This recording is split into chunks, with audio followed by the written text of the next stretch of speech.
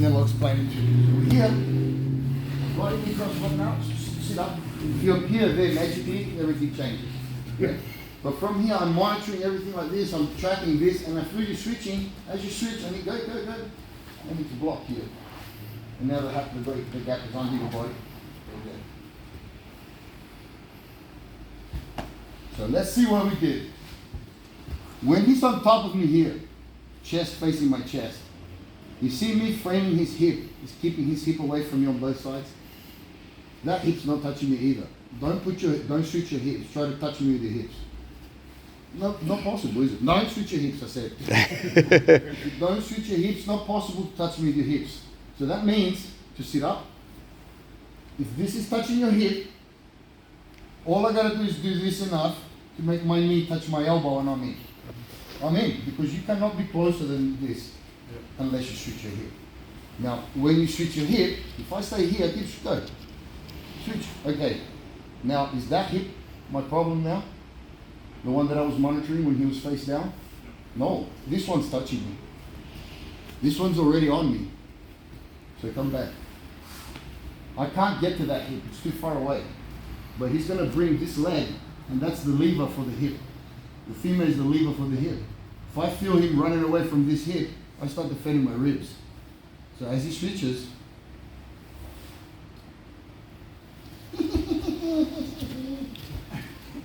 so the trick is here, hold on. When I'm on you this way, you gotta keep my hips off. If you don't block my hips, if you keep your elbow like that, brother, if I feel an arm under me there, your ass is mine. You're not getting out of here till the second coming. Yeah? From here, elbow right there. Now see, you can feel that. You can feel all my body weight there. Can you feel that? That's 100% of me. Now, when you feel that getting light, you know I'm coming off it. Put that elbow right on your rib cage. Now when I come through, stop. Don't push. Stop. Now send your elbow towards my knee. Now, can you see the gap you've made here? Use your anchor foot to move your ass towards the wall. Stop. Put your bottom knee in here. Point it at my armpit. Do whatever you want. Huh? Look at you. Pretty cool, huh? So when you look at the body mechanics of what's happening, this is all just body mechanics.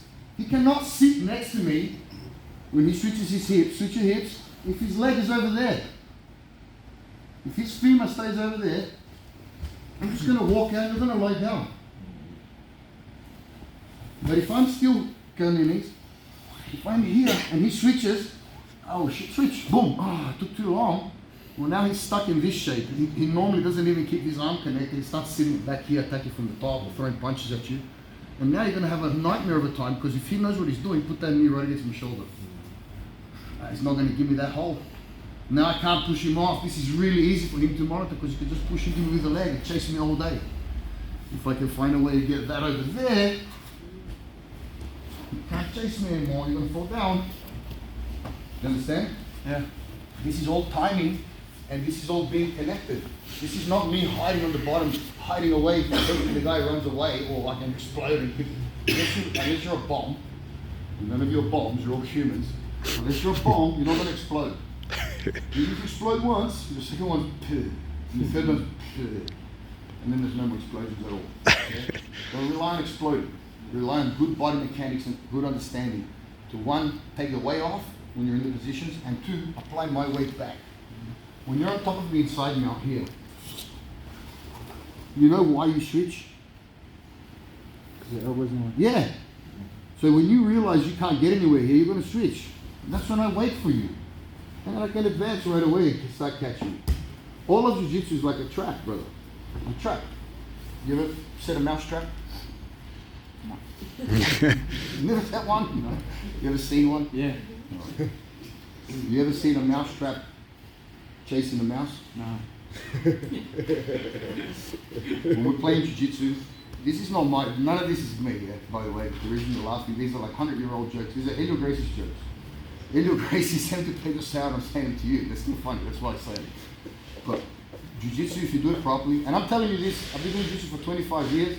The first 9 years, I spent jiu-jitsu like a cat. I was chasing everything. Everything I had to kill was mine. I had to chase it, grab it, and kill it. And then I met Pedro Sauer. And I was like, ugh. I felt like such a stooge. Because it's so much easier to build traps and just wait. And when we're in a fight, I know you're going to come. You're coming. We're in a fight already. We're already grappling. You're going to come. Why am I going to take all the responsibility for all the movement when I can share and piggyback on the back of your movement? Isn't it easier to intercept? Yeah. That's the idea. If you build yourself in a habit of intercepting moves rather than trying to make moves, intercepting moves, you'll never go back to making moves. Because it's easier to intercept. You come in here with no pressure. None. How nice would it be to come in here with a brown belt on and no pressure to tap anyone? Because if they don't make mistakes, well, they wouldn't. They didn't expose themselves. But if you come in here and you know how to defend yourself, just lean on them, connect to them from everywhere, and then when they make a wrong move, you advance. You advance until you advance to a submission. If they don't make any wrong moves, well, good job, buddy, I didn't tap you. That's how the proper exchange of jiu-jitsu is supposed to be. Now, it doesn't start that way when you're a white belt. It starts by, it's ugly and rough, and there's no way around that. I wish there was. But if you understand that the path on the other side is about waiting for the right time to use my move, and that's when the move is going to work, then you start studying body mechanics. When you study body mechanics, from every position, there's only so many things a person can do. And when you start grabbing parts of them, those things start to diminish in number. That's why this stuff works so well as a system. If I'm on the ground laying underneath you doing this, what am I stopping you from doing? Not much. You can feel free to go left, right, twist, turn. I need to connect.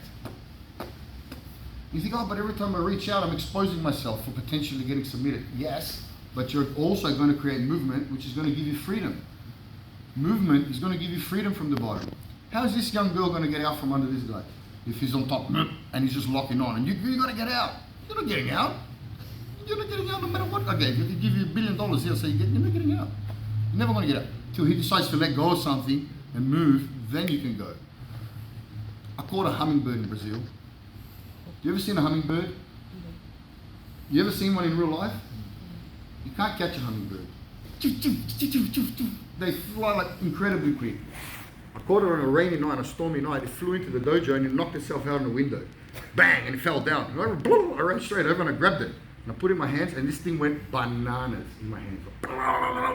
Like bananas in my hands. So I was holding it. As soon as it stopped moving, I opened my hands like this. And there was a little hummingbird sitting in my hands. And I was like, ha! I put my nose right on his nose. And he was just looking at me going, oh man. thought he was going to get eaten. But after about 10 seconds, he had enough energy and boom, he took off. That little hummingbird is all the white belts under side mount. You get caught under there and you're like, I gotta get out of here. And then you can't move anymore. And then the guy on top goes, if I was a cat, that thing was dead. But I just wanted to look at it. It was the coolest thing. That's not a made up story. That's legit. I got witnesses. I had a hummingbird in my hand. And it took off, but it exhausted itself trying to get away. If that thing played possum on me, if it was smart enough to think, oh, I'm in a hole, but I'm actually not getting crushed here. I can make it, I'm not getting killed. Let me just chill out and see what happens so that if there's a gap, and when I went like that to look, boom, he would have gone right away. And he wouldn't have been in danger. And that's largely how we work in the bottom positions. When I'm bottom side, you've already lost the points if you're thinking about tournament. If someone's passed your legs and already got the side control, and you're still spazzing out, you've already lost the side control points. You're probably going to lose mount now because you're spazzing out, not paying attention to them. Slow down and hold him. See where he's going to go. Start taking some options away. And then you think he's going to go there, he's going to go there. And when he goes there, I do that. When he goes there, I do that. And you build responses for him. Does that make sense? Yeah. If you start thinking about your positions a little bit more scientifically this way, because there's only so many options a guy has. If I start grabbing parts of you, those options come down. So I'm limiting what's available to you. Does that make sense? Did that help you? Yes, it did. Does everyone understand this quickly and we'll quickly drill it together? Because